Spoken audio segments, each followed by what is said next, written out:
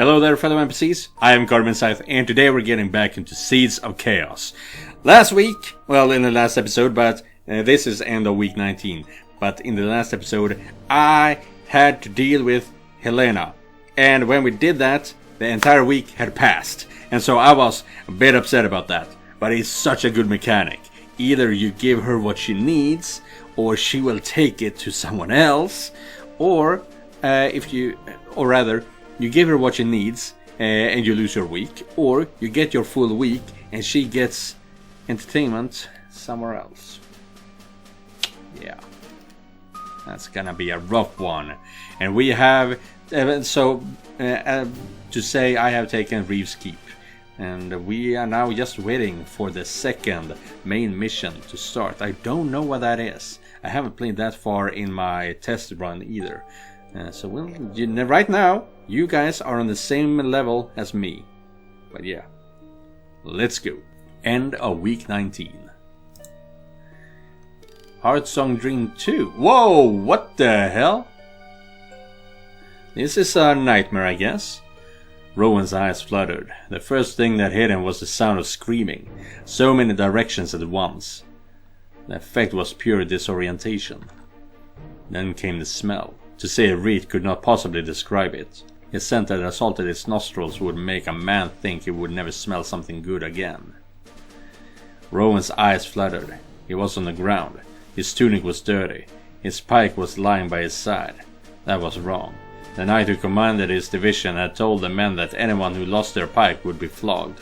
He scrambled to retrieve it on hand and knee. Aiden? He looked around. His unit was nowhere to be found.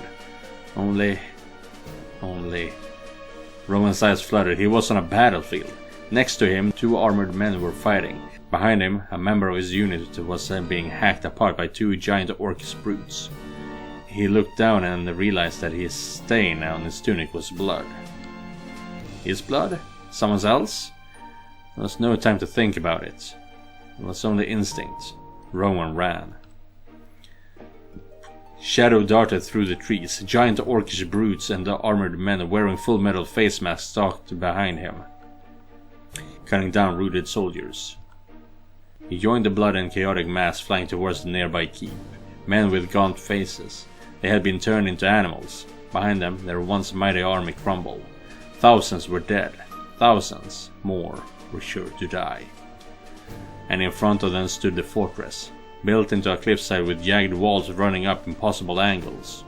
An impenetrable bastion camouflaged by the tree line and cliffs. Cursed. Rowan's eyes fluttered. He was standing in front of a sealed gate, along with a dozen more men. They were pushing and shoving, hands clutching the bars. Body parts were thrust through the small gaps, as if getting one's arm through to the other side might save the rest of him. "Please, let us in! Please, by ballast! Open the gate!" Another man clambered up above the screaming. "We're going to die! You're going to kill us!" A man of the ramparts above them looked down, his face gaunt. He kept glancing back out towards the battlefield, to where the sound of screaming men and bloody slaughter still emanated. Gods, I can't open the gate. I'm sorry. They could be coming any second. Go away! Help us! They'd kill us all! The standoff was only broken when another man emerged on the rampart. He wore a soldier's garb, blood-stained and damaged. "God is bloody fend! Open the damn gate, you..." There was the sound of a scuffle. Rowan couldn't track it. All he knew was the gate soon opened in front of him. The trapped men surged forward. One of the survivors in front fell down and was near trampled before rolling onto the side.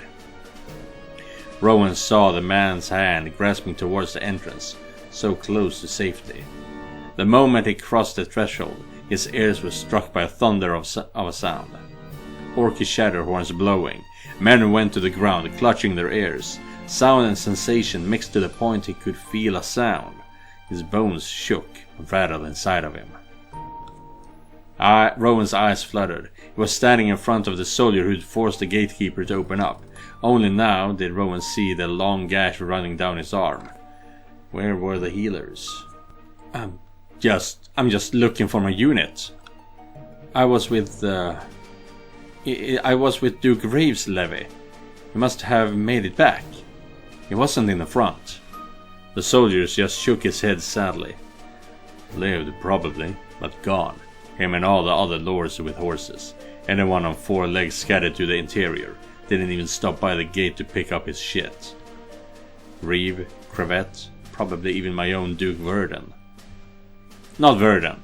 He was scarred with the Vanguard. I saw it. At least I think I did. He spat to the side. Guess that means I don't have a lord now, eh? Well, doesn't matter if he is a coward or a corpse. We're alone. Rowan glanced back to the gate, to where the awful sounds of the battlefield still sounded, quieted only by the distance and what meager cover the walls offered. The slaughter continued unabated. Rowan's eyes fluttered. His eyes are fluttering quite a lot. I mean, I guess he is dreaming. He's having a nightmare, so I guess it's rapid eye movement. He was walking along the side of the curtain wall, his gaze blurry and unfocused. Everything was numb. Aiden? Cal? Anyone? He watched with drooping eyes as a group of men staggered past him, laughing near hysterical. They held fine booze in their hands, and about their shoulders were draped fine coats of leather pulled over their bloody uniforms. They stumbled and drank more. Whatever lord the goods once belonged to evidently wouldn't be coming back for it. But when Rowan got closer, he saw their wide, teary eyes. To these men, this was a cadaver's party, a final send-off before the orcs reached the gates. There was a priestess of Solansi huddled in the corner. Rowan couldn't help but stare at her hair. It was so vivid and red. Alexia. The priestess muttered desperate, pathetic prayers, a call to the heavens that would never receive an answer. Long streaks of tears rolled down her face. Rowan stumbled on, his eyes kept fluttering. Then, he was in front of a man he knew, Aiden, from just down the road. He'd been drafted in Trosshoven, another member of his unit. Rowan was near silent as he applied a rag to the young man's leg. The gash was ugly, bits of muscle were exposed. The ground beneath him pooled with blood and piss.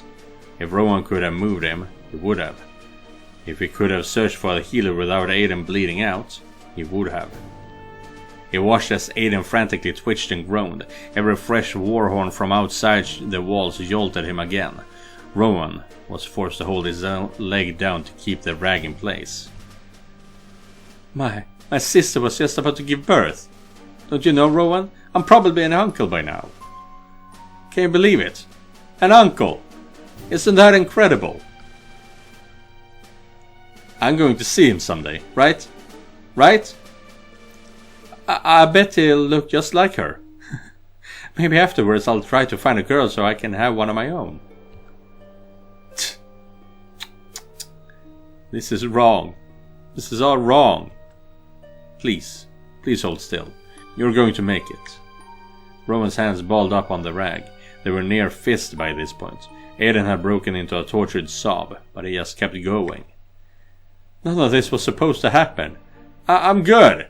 My priest said so. My parents said so. I did everything I was supposed to. I'm going to... I can just go. I did my service. I did what I had to do. I'm just going to go home. She was supposed to protect me. That's what the priest said. Goddess. I just want to see my sister. Rowan bit his tongue. He was so numb, even if he wanted to put his feelings to words, it just wouldn't happen. It was too much. Aiden's sobbing grew more frantic and his words became gradually less coherent. Rowan kept on holding the rag down. Just hold the rag down. Even when Aiden's body went still, Rowan continued to press in tight against his leg. What else could he do? Rowan's eyes fluttered. Some men from his units had dragged him from the ground. Someone was shouting his name. Rowan's eyes kept on fluttering. Rowan, you need to listen to me. Rowan, can you hear me? Huh? Suddenly a sharp pain spread from his cheek. It took him a moment to realize he'd been slapped. Rowan staggered back, blinking. The adrenaline put him back in reality. He looked around. These were men he recognized from his unit. That's it, alright. Goddess Fen, it looks like a right mess. He's dead. One more of them. Carl gestured behind him. 2 other men from the unit were holding a third. Rowan had to squint to recognize him as Raphael. Raphael's in it bad, but we're looking for a healer. We know some of them had to have made it back in. Rowan tested his grip with his hand, forming a fist and opened it again. Something was missing, but he couldn't remember what. A healer? He'd seen a priestess, hadn't he? Why hadn't he thought of that when he was with Aiden? She had red hair. We have to do something, yeah. I think I saw a healer before, but I don't know if she's any shape to help him. The thought was interrupted by a sound from above. He looked on the ramparts and saw the dark outline of a figure falling. Everyone watched in horror. A few gasped as he hit the ground with a bone-chilling crunch. I guess that's one way out of here. The small band of survivors trudged down to the decayed path back to the way Rowan had come in. The growing weight dawned on him. He lost his pike. Had he left it when tending to Aiden, or was it before? Rowan chuckled slightly. If his officer was still intact, he'd be in real trouble. In the distance, Rowan saw a figure curled up against the wall. His eyes widened. Her hair was red. Alexia. He closed his fist into balls. He needed a weapon. He needed to do something. His eyes flooded again. Rowan was striding towards the armory. There had to be something there. He had left the former survivors of his unit behind. Most of them were too battle-shocked to even think. He found that a small crowd of men had gathered. One burly man had taken center in front of the main weapon rack and was giving an impromptu speech. We need to surrender now. If we give them the key before they are forced to attack, they may be willing to show mercy. A clamoring went around. They'd seen what had happened on the field. They knew what was happening to their comrades outside the walls at that very moment. Shut up! Shut up! Let me talk! Yes, I don't think the orcs will spare us, but Scythe is out there with them. He was a duke once. He's one of them, but he's not like the others. If we surrender to him specifically, he might spare us. So Sirius is a human that is siding with the orcs. Okay. Look. Maybe they'll keep us as slaves. I've heard of demons doing that. Keeping captured soldiers as slaves for the mines. That can't be worse than... Rowan was done listening to this man. Without concern for the consequences, he walked over to the weapons rack. The defeatist was in the way, so Rowan shoved him lightly to the side. Are you crazy? What are you doing? I lost my pike. I need a weapon. Probably a bow and a sword. I'm better with those. The man didn't intervene, even as Rowan pulled the weapons down from the rack. The moment there was a bow in his hand, he felt good again. In the fight before, he'd been forced to use that unwieldy stick. But this was a weapon he knew. He faintly remembered trudging through snow, his sights on a fox. You can't be serious, look at you. You had to have just come from out there. Rowan shrugged. There's still people out there. The fight isn't done. Can't just stand around here doing nothing. Whatever calm remaining broke. Individual soldiers shouted words that might be extreme in another circumstance. Some were directed at the burly man who'd been giving the speech. Some probably were shouting at him. Rowan didn't much care. Rowan's eyes fluttered. He walked out of the armory, back towards the gate, but a dozen or so men followed him from the gathering. It was almost annoying, being followed. One particularly bothersome fellow was hovering at his shoulders, voicing his worries aloud. Holy crap, this one is long! One man can't keep the round to retreat open single-handedly. The orcs will crash over you like a wave. This is suicide. Can't just do nothing. The annoying man didn't stop following him. Neither did any of the others, so Rowan kept marching forward. His eyes fluttered. He was standing at the edge of the gate again. There were men all around him now, others who had seen them leaving. Rowan hadn't planned any of this. He stopped, and his little band of followers stopped too, eyes on him, waiting to see what he did. When he continued, they started back up in a tandem. More of the survivors seemed to drift into the small band by the moment. By the time Rowan reached the gate, there must have been at least 50 of them. The gatekeepers raised their portcullis for his small force. Rowan's grip tightened on his bow the higher it got. There was a battle to fight on the other side. His day wasn't done. Then, bloody chaos in front of him, Rowan charged forward. Around him a cry went out. The other men were shouting. Rowan's eyes fluttered. Then the sound drifted away. Rowan was alone. He looked behind him and found a single soldier standing in awe. A female levy with a face that Rowan almost recognized. But he couldn't place it. How did you do that? How did I do what? Take command. Lead those men back into that awful situation. You kept a level ahead when all the world was collapsing around you. No one else did. Just you. Is this Helena? You knew what awaited you when you led them back into those woods. Rowan swallowed. His throat felt tight as he realized he wasn't breathing. He'd never noticed it before in all the chaos of battle, but the soldier's eyes were brilliant, piercing yellow. Why do you choose to go back out there? Okay, so her eyes were yellow, but from that scene in the last video, we know that Helena's eyes are blue. It wasn't even a choice. I just couldn't sit by and let things happen. Why not? Rowan felt as if his heart was about to burst from his chest. Jesus, finally! End of week report. 3 weeks remain to complete the current main story mission, which we have already done. Now, can I have an actual week? Rowan remains pure-hearted and virtuous, for now. Only time will tell if he can remain steadfast. Yeah. Okay, so the red around his head is not corruption. It's something else. Week 20. Research report. Yes, good. So, Cleona, what have you got for me?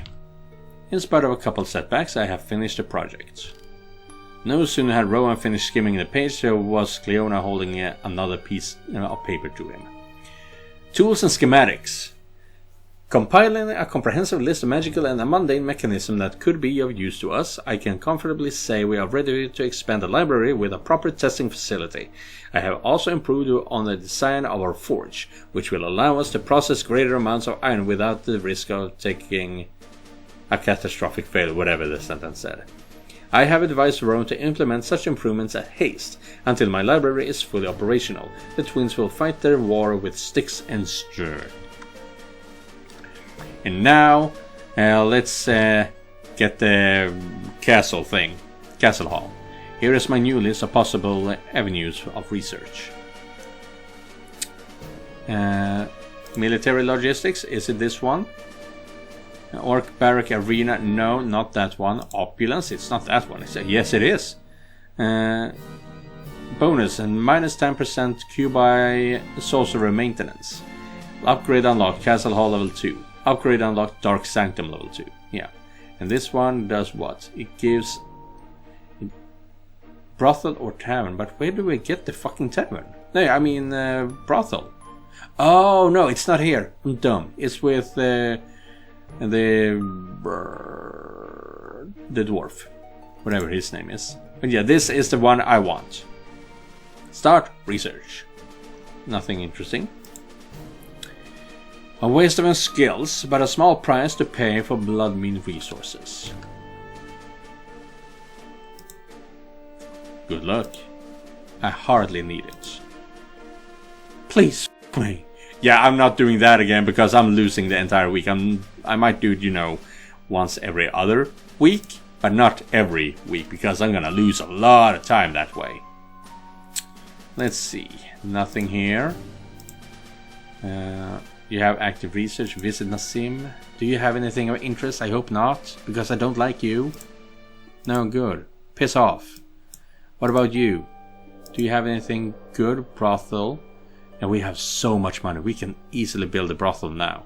We can all... Oh, yes. The forge. And breeding pig. God damn. So what can make us money? Military strength, once filled, weekly maintenance 24. No, we need something that brings us money.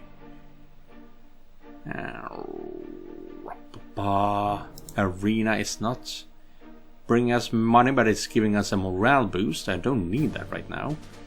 Forge. Max iron turn into equipment per week. 4 becomes 8. Equipped orc soldier increase the military capacity +3. Weekly maintenance cost to 15.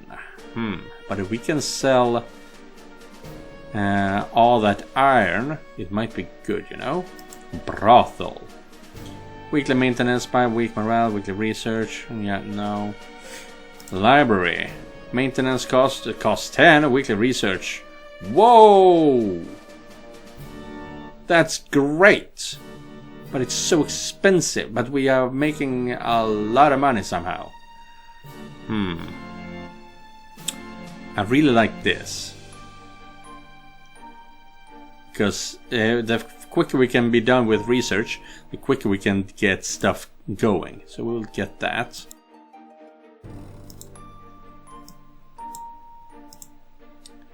The tower.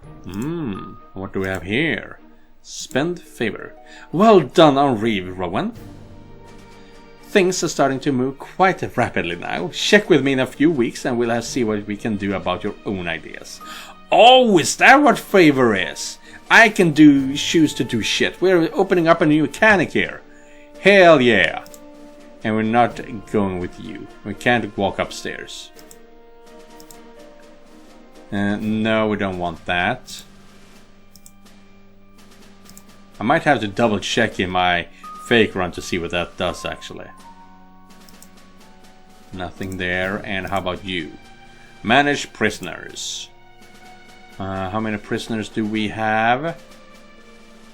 4 prisoners in dungeon. Sell a slave, ransom, make gladiator, make test subjects.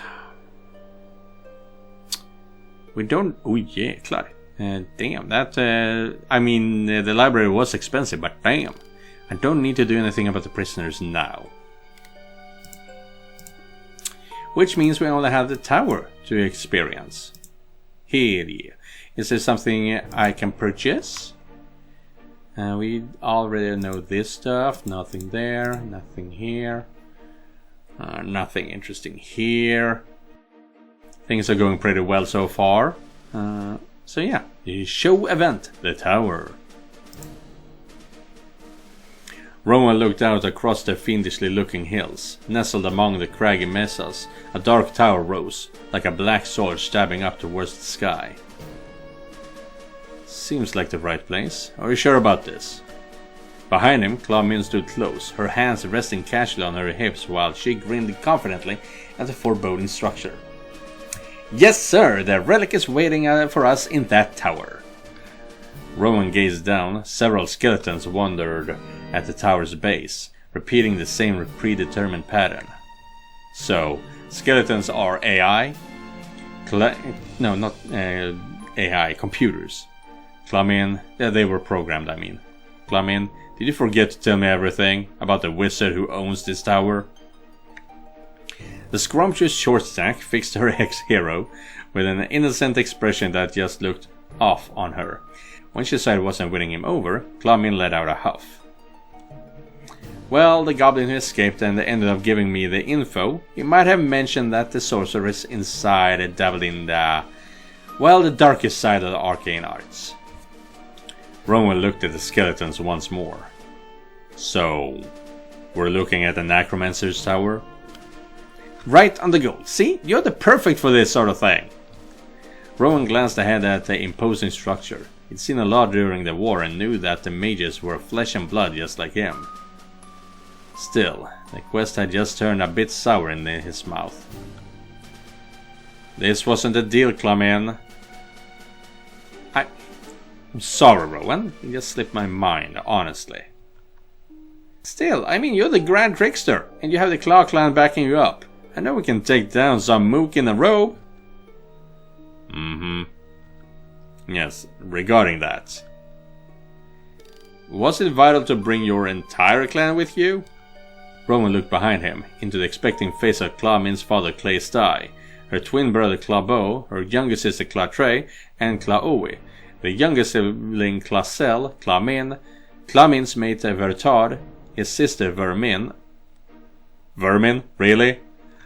Vermin. Clawmin's firstborn triplets consisting of the little Clawmin, also called Clawmini, the Scythe, Clawtard, brothers, and finally yet another set of twins, Clawmin's youngest Clawcas and Clawlish. God damn! His skeptical expression didn't go unnoticed. Scythe spat to his left, having none of that. Don't be giving in the lip, boy. I might be a general, but I've been in more brawls than you could imagine. Everyone here knows their role in a fight. We can handle a bunch of skeletons. We'll distract the necromancer while you go deal with the big bad of the tower. Sounds good, no? There's a big bad in this tower? Somehow Rowan wasn't sure it would go that swimmingly, but he didn't want to go into details here. Ask everybody about their assignments. Let's just go with this. If we ask everybody about their assignments, I think they're gonna be bored with him. So let's just do this. Alright, I'll trust you not to have us killed. Thank you for trusting us, Rowan. You can count on the Claw Clan to save the day. He didn't, but while tactical sensibility was in low supply in Castle Bloodmean, the goblins at least didn't have a track record of getting themselves stupidly killed like the orcs. That counted for something. He signaled for the clan to follow his lead and descended to the tower's base. Also, we split all the extra loot evenly between everyone. That's bullshit. I should count as at least 2 people. Is that the real reason you dragged your whole clan here? What can I say? Mama wants a golden wagon. Clawmin clasped her hands together, rubbing them eagerly. Rowan had no more time to argue. The first skeleton was already turning his head at him. Crash! Only to end up smacked with a jar of something. White mist spread over the undead, and Rowan saw them grow agitated. Holy mist in a jar! Ha! And they call me a madman! Whatever the stuff was, it was enough to buy Rowan time to decapitate the first undead. Scythe removed the knees from another skeleton by his side, then swung his axe at his head, splitting it in 2. We got this, boy! Go! Go! Rushing past the undead, an arrow swished past his ear, shattering the spine of yet another skeleton warrior. Rowan made his way to the base of the tower. Up high, he saw a small window, just large enough for a man to fit in. He took his grappling hook and tossed it into the air. Luck was on his side. Rowan pulled again to check that the hook was in place, then quickly started to climb up. The ruckus down below only grew louder, but he couldn't afford no time to look down. He heard a loud crash, the main gate being forced open. Finally reaching his goal, he jumped inside, unsheathing his blade and bracing himself to slice down the first of the necromancer's guards. What the... No enemy was standing to greet him. However, pieces of skeletons lay across the floor. Sensing a trap, he made his way up to the nearby stairs, expecting a barrage of dark magic to greet him on the first step. Nothing. The room was also empty, and clearly ransacked. Frowning, he backtracked down, and found Scythe and Clawmin standing in what had to be the tower's main hall. Top's empty. So are the lower levels. Someone got there first, girl. Can't believe it. Who could have done this? Ah! This is like stealing Grandma's luck potion and realizing it was just filled with her spit. Gross, Clawmin. Ah, you understand. Someone nicked my score. Gotta make him pay. Calm down. The information you got. Was it old? Nope. Not more than a week at most. If the relic was as valuable as you say, it makes sense someone else would be looking for it. Rowan, you should check the tower. Make sure it's empty. Rowan nodded and left the frustrated Clawmin to grumble. He began searching for traces of the first invaders, starting with the already defeated undead. Among a set of broken skeletal guardians, he found a torn piece of armor with a badge on it. When he returned to the first floor, Clawmin practically ripped it from his hands. Something smells. Quiet, I've seen this before. But where? Damn it, think, damn it, think! As much as she scrunched up her face in concentration, the answer eluded the green-skinned short stack. Short stack is a relatively new term. Should they really be using it here? I'm sure it will come to you. Maybe. For now, looks like we're at the end of the bottle, Rowan. Gah, I'm not giving up. Gotta be something here. Stay at the tower to further investigate. Return to Bloodmean and leave Clawmin to the task. We might win something here. You're right, and I'm not the one for leaving the job half done. Set up camp. We'll be searching every nook and cranny of this place until we find the people responsible for this. You make it sound so heroic, as if we didn't intend to do exactly the same. Shush and get to work. The clan scattered, bringing their supplies in and setting up a new camp in a large room at the tower's base. Okay, so now that I'm thinking about it, spending so many nights with the goblins is probably not gonna be an exciting night. We'll see how this goes. While the three youngest prepared some food, Clawmin urged Rowan to continue exploring. We still have about 40 hours until Ysera starts complaining. Nothing is working without me being there to oversee it.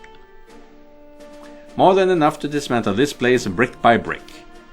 No reason to be hasty. Old wizard towers are full of surprises. I'll go segment by segment and the rest of you will help. There's still time to do some searching before nighttime. Then we should be able to get stuff done tomorrow in the morning, afternoon and evening. And then again in the morning and right before we have to leave. Let's make the most of it, everyone. Hey, explore the top of the tower, explore the cells, magic circle, kitchen, study, mess with Clawmin in the gallery, ooh, explore the bedroom with Clawmin, ooh. Yeah, let's explore the top of the tower. Clawmin, let's check out the very top again. I'm right behind you. The unlikely pair climbed the steps to the tower. Before they end, Clawmin offered Rowan a treat if she could ride on his shoulders. You're not the dog, but you can help her out. No. No, but she's fun. She's fun, okay? He casually plucked her up, and then the two ascended together. Ah, you're a nice ride. Just about any way you cut it, aren't you? Let's stay focused. Sure. A plucky goblin with an eye for gold and a nose for a deal managed to contain herself as Rowan marched up a whole floor of stairs. Whee! Look, Ma! I'm on top of the great Trickster! After we're done, we might have to talk about the division of labor. Rowan grunted with a yoke. Clawmin chuckled and playfully touched his hair while leaning in. Oh, don't worry that pretty face. I know there are no free lunches in this age. Now keep going. Maybe the crooks missed something. Finally, they emerged into the tallest room of the tower. Clawmin tumbled down Rowan's shoulders and gave him a big toothy smile. Thanks. You think the wizard who lived here was overcompensated for something? They all do. Let's get to work. Are you telling me that wizards are nerds with small dicks? They all do. Let's get to work. The pair found an advanced alchemy set, smashed into so many shards of glass. A curved bookshelf covered one half of the room. Tragically, it was robbed of every tome, save except for a few volumes on poetry, and a book labeled simply Taxes. Whoa, that's... What the... Look at that! Looks like a big standing spyglass. Ooh. Ha! We could have sold the lenses. Damn things are broken. What a waste. The main items of interest the pair find is a journal. They learn that the necromancer's name was Brentwog. Brentwug? Only the last page has words that make sense.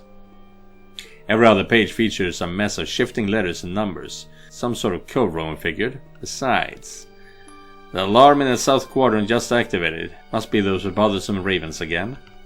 Not much to chew on. Still, whoever this other group is, they have some big balls to take on a necromancer. Looks that way. Do you think we'll be able to decipher the random numbers? With the area thoroughly examined, the two begin walking down the stairs. Great, I like going down a lot more than going up. Hey, this is gonna be a while. No, I'm cutting off for this part here. I did not expect all this to happen, and I'm not just going to leave. So, in the next episode, we're going to go through the entire tower. God damn, it's a lot to explore. And yeah, thank you guys for watching, and thank you Joseph for donating directly to my Ko-fi page.